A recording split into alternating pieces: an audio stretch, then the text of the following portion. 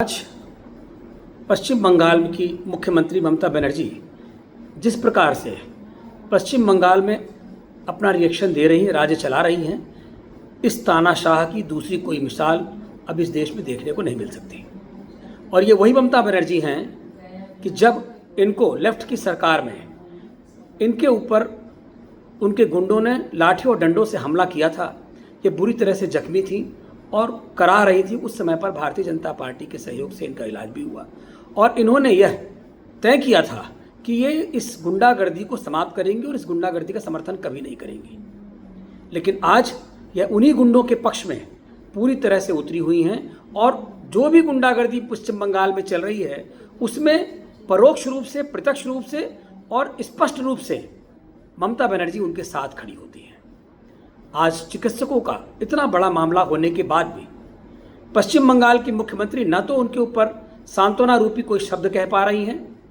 न उनके साथ कोई सहयोगात्मक रवैया अख्तियार कर रही हैं, बल्कि उनको डराने और धमकाने की बात कर रही हैं कि तुम्हारी ज़िंदगी खराब कर दी जाएगी, तुम्हें विदेश जाने का अवसर नहीं मिलेगा,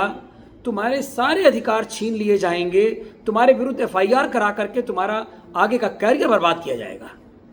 और वहीं उनके पार्टी के वरिष्ठ लोग कह रहे हैं कि जो उंगली उठा रहा है, जो ये कह रहा है कि सरकार की तरफ उंगली उठा रहा है, सरकार के कार्यों की तरफ उंगली उठा रहा है, उनकी उंगलियां तोड़ दी जाएंगी। वर्चुअली उतर करके वह गाली गलौज कर रहे हैं। और लोकतंत्र की हत्या तब भी हुई जब चुनाव होते हैं तो जनता को वोट डालने तक का अधिकार नहीं दिया जा रहा है, उनकी जगह कोई और बटन दबा दे रहा है। ऐसी परिस्थितियों में यह आवश्यक हो गया है कि अब केंद्र सरकार उसको संज्ञान में लेते हुए उनके विरुद्ध कठोर कार्रवाई करने का व्यवस्था करे। वह पूरी तरह से भ्रष्टाचार में भी लिप्त है, उसकी जांच चल रही है। लेकिन मैंने आज जिंदगी में कभी पहली बार देखा है, और मैं ममता बनर्जी को भी आगाह करना चाहता हूं कि जब शरीफ व्यक्ति आवाज़ उठाता है तो उसकी आवाज़ बहुत दूर तक जाती है, और जब वह कठोरता पे उतरता है तो उसकी कठोरता